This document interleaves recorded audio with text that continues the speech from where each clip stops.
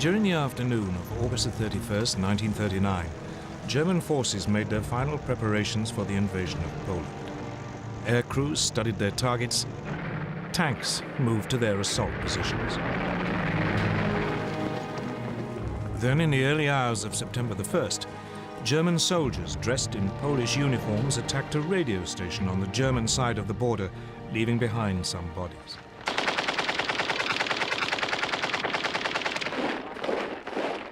This was the aggression which Hitler later used to justify his attack.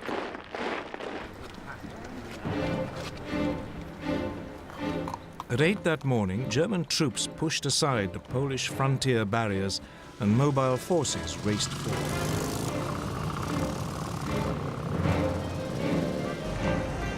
Two days later, on September the 3rd, Britain and France declared war, honoring their promise to stand by Poland. But by then, the Poles were in deep trouble. They were not only outnumbered, but facing a new form of warfare for which they were ill-prepared: blitzkrieg.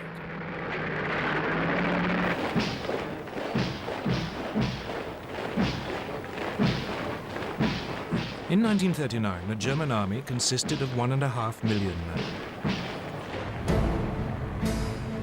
Its elite were the panzers, tanks, 6 armored divisions and 4 light divisions intended for reconnaissance, a total of 2,400 tanks. These had been designed to break through an enemy's defenses and strike deep, cutting communications and spreading confusion. Enemy strong points would be bypassed, left to the following infantry to mop up.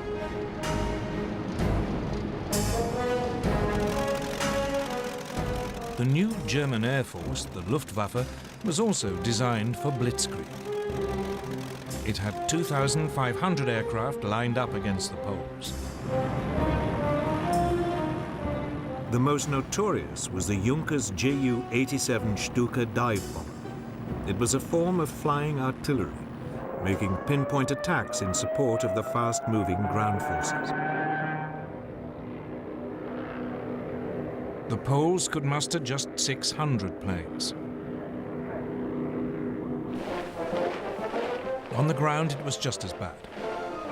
Poland's army was just 500,000 strong. It had only 880 tanks. It even had 11 brigades of cavalry, lances and horses against army. But it wasn't just numbers that gave the Germans their advantage. They used their panzers in a radically new way, as separate, hard-striking units. The Polish tanks were dispersed to support their infantry. The Poles' task had been made even more difficult by the German takeover of Czechoslovakia.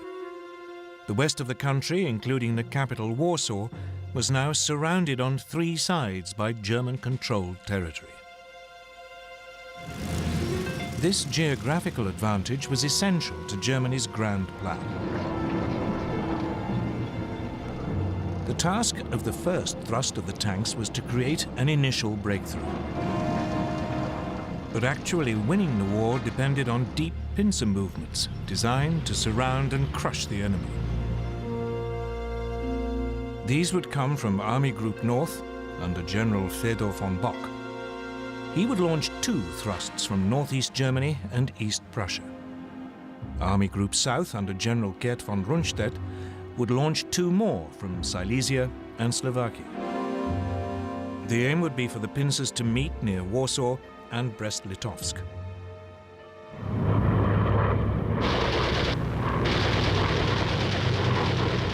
From the start, it went well for the Germans.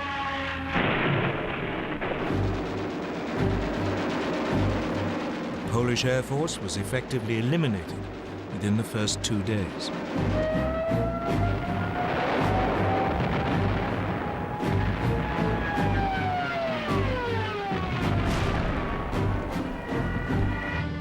Panzers cut through and struck deep.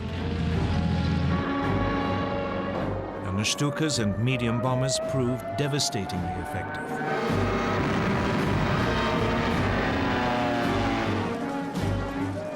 The Poles were sliced apart, pinned into pockets which yielded vast numbers of prisoners.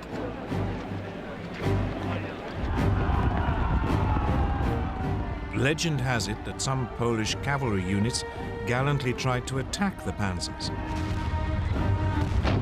but it was futile.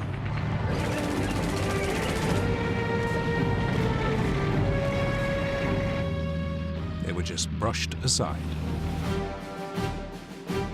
By September the 8th, the inner pincers had met up.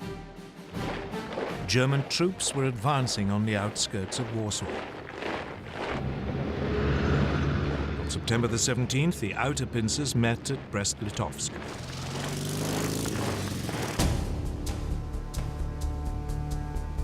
On the same day, Soviet forces crossed the eastern Polish frontier as part of the agreement reached between Hitler and Stalin in the Nazi-Soviet pact. The Polish army was now in full retreat, its government fleeing abroad. Warsaw, however, fought on.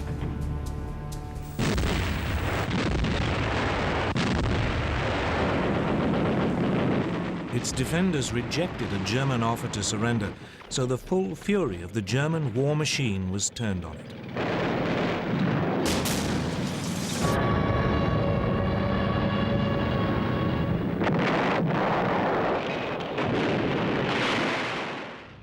Watching it all was Adolf Hitler, who had followed close behind his conquering army.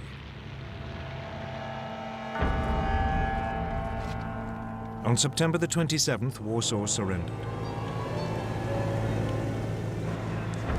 The next day, the victors carved Poland up according to the Nazi-Soviet pact. The Soviet Union annexed slightly over half the country to the east. Germany took the rest. Both regimes began rounding up anyone who might present a danger in future. Many were murdered. And for the first time, the Germans revealed how they would behave against those peoples in Eastern Europe whom they considered inferior. They sent in the Einsatzgruppen, special SS squads, to round up Jews.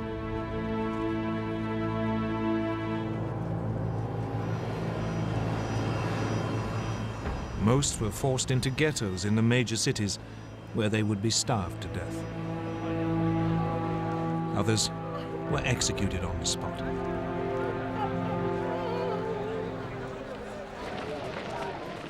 This was not, however, the end of the Polish army. More than 50,000 troops escaped and eventually reached France. There, a provisional government had been formed by General Władysław Sikorski.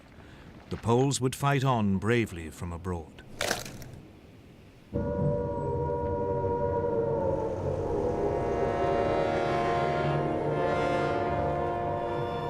In Britain, the air raid sirens had sounded within minutes of Prime Minister Neville Chamberlain's announcement that hostilities had begun. In fact, despite their politicians' guarantees of Polish sovereignty, Britain and France had done very little to help Poland. As Hitler had gambled, they had no idea what to do once they had actually declared war. Both countries had begun mobilization. Air raid precautions were speeded up. Anti-aircraft guns were placed in major cities. Shelters were erected. Soon, children were being evacuated. Everyone had to carry gas masks, and a blackout was introduced. The British Army began to deploy its 100,000-strong expeditionary force to northern France. French troops did advance a little way inside the German border, but they refused to move beyond the protective cover of artillery range. The initiative was still firmly in Hitler's hands. And he at least knew precisely what he was going to do next.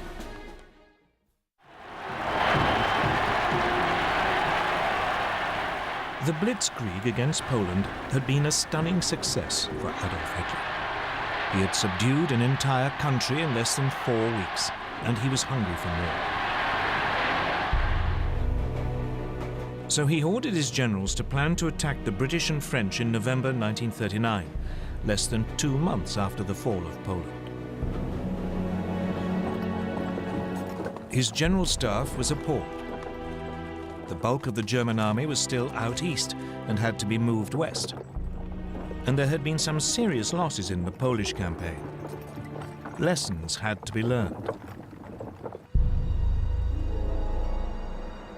Polish anti-tank guns had destroyed a division's worth of the lightly armored panzers. A quarter of the aircraft used had been lost.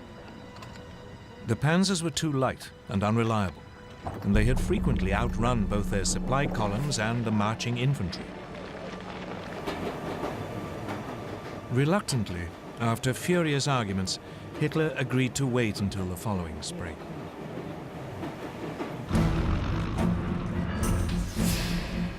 Meanwhile, his enemies were also learning lessons. Britain had thought that bombers would be a key weapon in the coming conflict. But when on September the 4th, Britain's Royal Air Force made a daylight raid on German shipping, 7 of the 30 bombers were shot down. It soon became clear that this wasn't a one-off misfortune. In some raids, over half the aircraft were lost. British bombers just weren't up to the job. So the RAF switched to night raids, and they decided to drop not bombs but leaflets, so as not to provoke retaliation.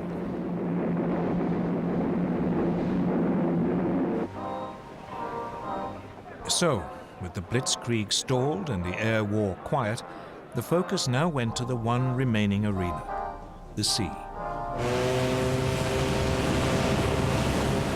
Germany's navy was still in the middle of an ambitious building program that wasn't due to finish until 1948. The commander of its submarine arm, Admiral Karl Dönitz, planned to cut Britain's supply routes across the Atlantic. For this, he wanted 300 ocean-going submarines, but he had just 38. Nevertheless, Dönitz ensured that all available U-boats were at sea on September the 3rd, the first day of the war against Britain. That evening, believing it to be an armed merchant cruiser, U-30 sank the liner Athenia without any warning.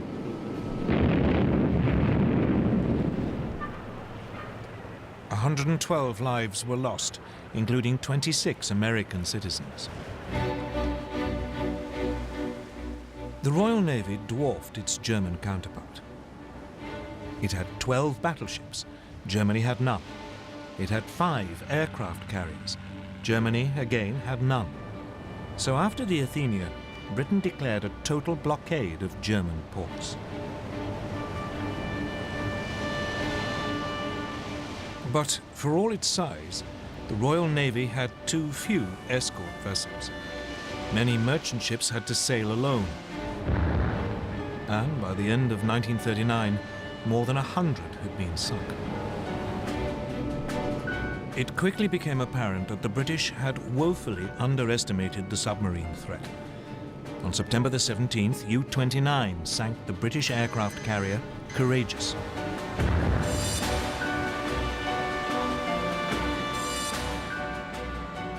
On October the 14th, the battleship Royal Oak was sunk when U-47 slipped through the defenses of the British main fleet base at Scapa Flow in the Orkneys.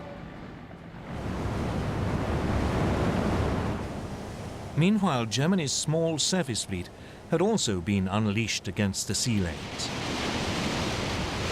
In the North Sea, the battle cruisers Scharnhorst and Gneisenau intercepted a convoy on November the 22nd.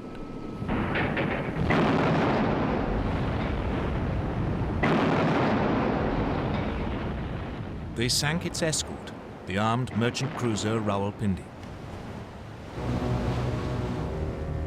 But it was the pocket battleship Graf Spee which caused the greatest problems. Designed specifically for commerce raiding, its 11-inch guns could overwhelm any ship fast enough to overtake it, and it had the speed to escape from any battleship. The Graf Spee had slipped away from Germany before hostilities began. Soon it was cutting loose in the South Atlantic and Indian Oceans. Finally, 3 British cruisers, Exeter, Ajax and Achilles, intercepted it off the River Plate on the east coast of South America.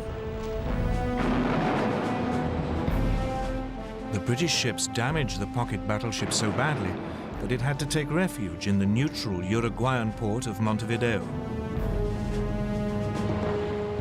The Germans were then fooled into thinking that a more powerful British force had arrived.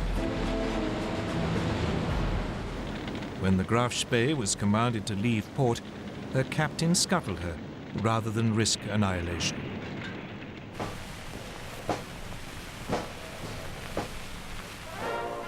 Back home, the Royal Navy crews were feted as heroes. But this was just about the only obvious success enjoyed by the British or French armed forces during the winter of 1939. Though the British did enjoy one secret victory in the technological war, which was to prove vital.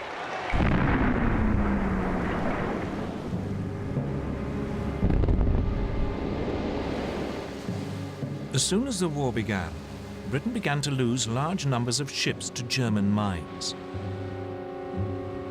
What was so mysterious was that the ships didn't seem to have actually struck them. The mines had simply exploded as the ships passed nearby. Then, on the night of November the 22nd, 1939, a German plane was spotted dropping a mine at low tide in the Thames estuary. Disarmed and rescued from the mud, the mine was found to be set off by the magnetic signature of a ship passing close by. The solution was to reduce a ship's magnetic signature by hanging a copper cable round the hull and then passing an electric current through it, a process called degaussing. Once degaussing was applied to all ships, the danger from the magnetic mine was massively reduced. But otherwise, as 1940 began, the war was quiet. The two sides did little during the winter except to patrol, train, and try to keep warm, for it was a particularly cold one. An American journalist called it the Phony War. For the Germans, it was the Sitzkrieg.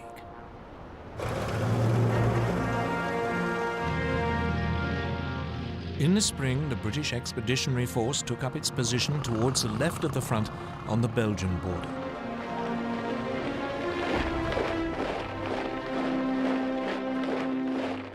But it was dwarfed by its French ally. France had some 100 divisions along the Belgian and German frontiers or in reserve nearby.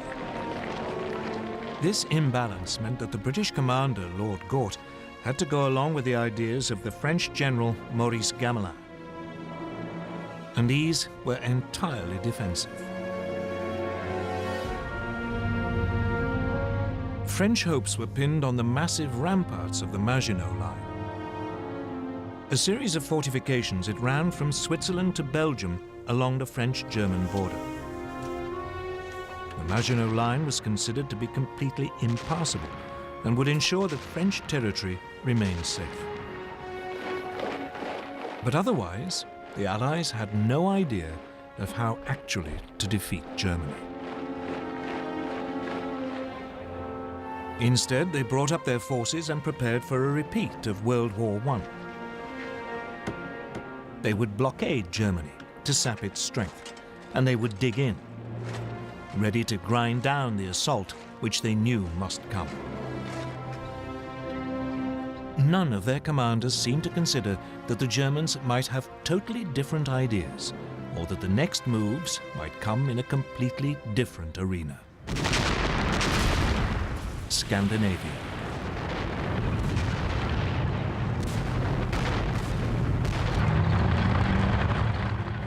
On November the 30th, 1939, a new theater of war was opened up. The Soviet Union invaded its tiny neighbor, Finland. Finland had only achieved independence from the Russians in 1918 and hated them. Soviet dictator Joseph Stalin was convinced that one day the Finns might allow the Germans in to attack Leningrad and the vital Arctic port of Murmansk. The Red Army outnumbered its Finnish opponents by more than 10 to 1. The invasion should have been a walkover.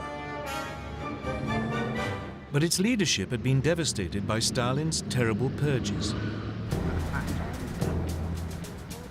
The Finns were led by General Gustav Mannerheim. He fought back using hit-and-run tactics amid the deep snow, often on skis.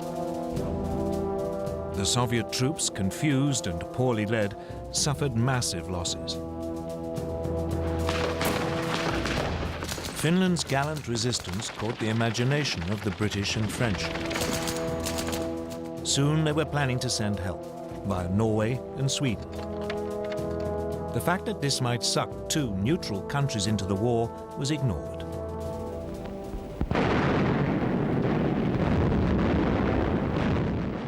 But a renewed Soviet offensive at the beginning of February broke the Finnish defensive line.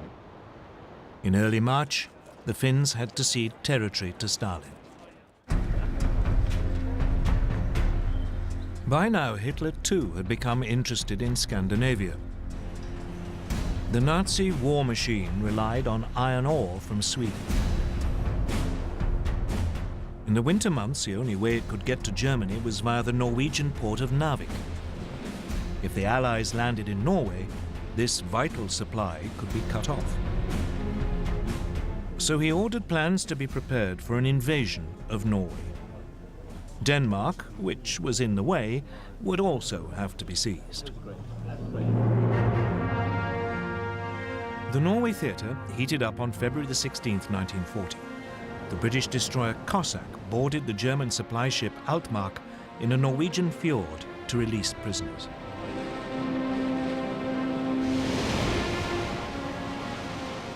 Then, on April the 9th, German troops began landing at 5 ports: Oslo, Kristiansand, Bergen, Trondheim, and Narvik.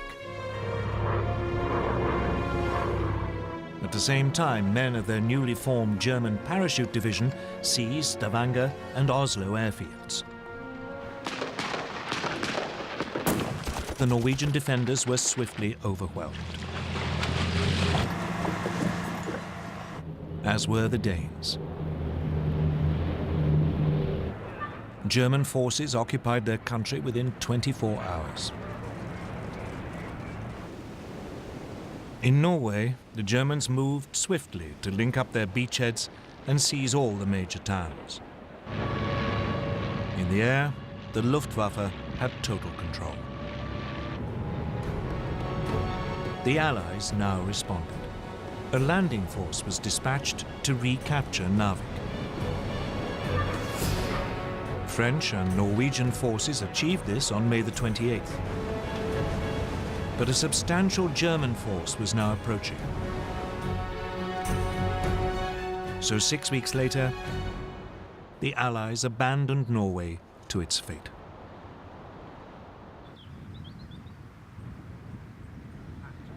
Hitler had spent most of that winter and spring at his country retreat, the Berghof in southern Bavaria.